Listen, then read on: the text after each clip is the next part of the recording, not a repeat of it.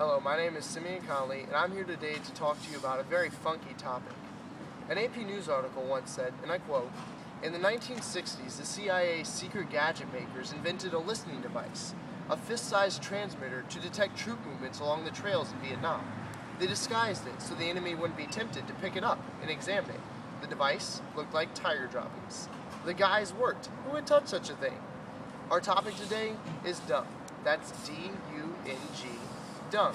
Now, you may be wondering, why on earth would anyone want to discuss something that stinks, carries disease, and makes a mess?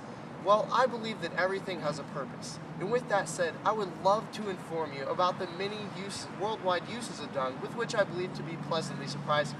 Now, when most people think of the word dung, they typically think of one of Merriam-Webster's definitions for the word, something repulsive. However, Merriam-Webster's first definition of the word is straightforwardly the feces of an animal.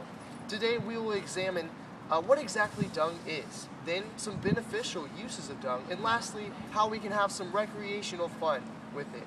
So, what exactly is dung? Well, it is simply the undigested material left behind by every animal. Every organism that ingests solid food must get rid of the leftover parts that its body doesn't want and or need. Given that information, how could it be useful since it is unwanted? As astonishing as it is, according to J. Purcell's, after food is digested, it may still contain up to 50% of the energy that was in it before it was eaten, leaving a large amount of energy for other purposes. This energy is in the form of nutrients, minerals, microorganisms, and organic matter. Dung has many references, and on the online thesaurus, it lists a few.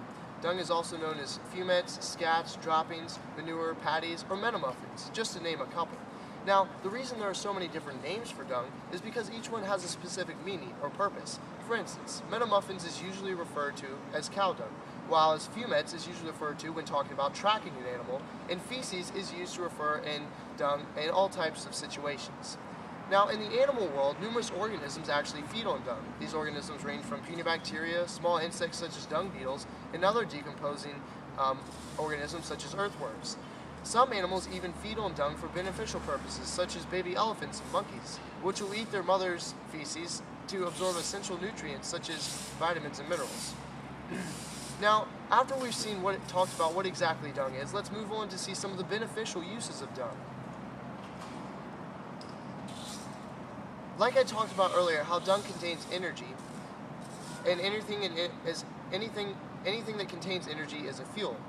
For instance, within the last couple hundred years, a normal chore for young children on farms was to take a wagon and pull it out into the field and collect dry cow patties. After they brought the dried chunks back to the farm in order to fuel fires, they were then allowed to play with their wagons.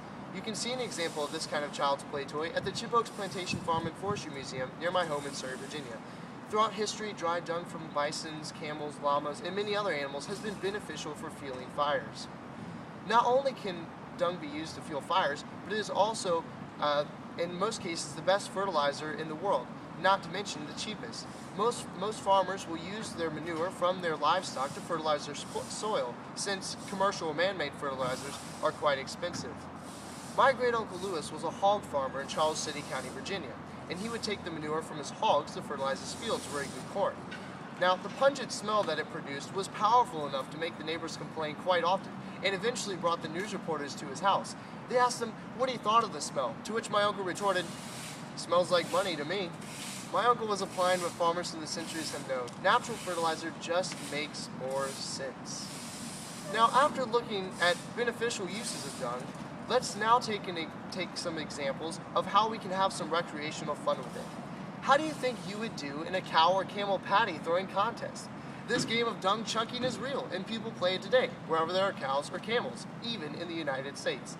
My great-grandmother has testified to being a spectator to such an event once when she was traveling in Colorado just a few years ago.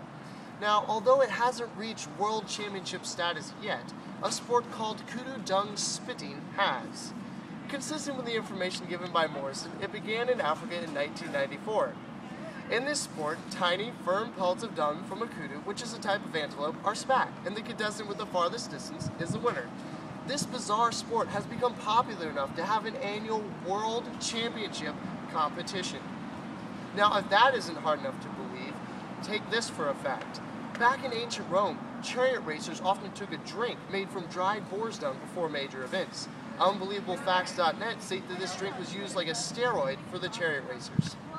Now, in summary, there's more to dung than meets the nose. For example, like I talked about earlier, in fertilizer, manure fertilizer, and even in the CIA, dung can be used, eaten by animals as beneficial to animals, tiny organisms, to humans, to be burned as fuel, to be used as fertilizer for farmers in their fields.